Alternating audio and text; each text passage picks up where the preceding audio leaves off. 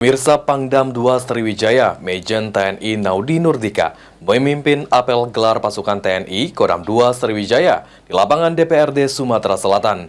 Dalam apel ini, Pangdam menekankan netralitas prajurit TNI Angkatan Darat.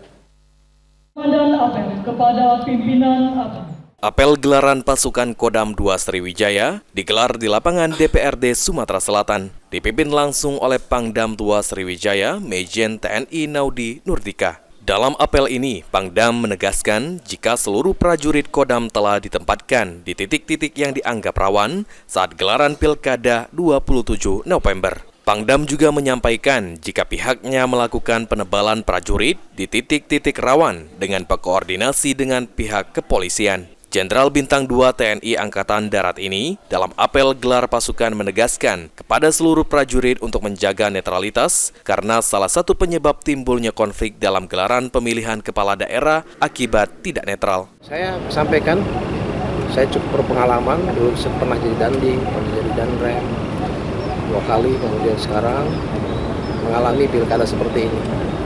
Saya amati yang mengakibatkan terjadinya konflik salah satunya itu adalah karena tidak netral.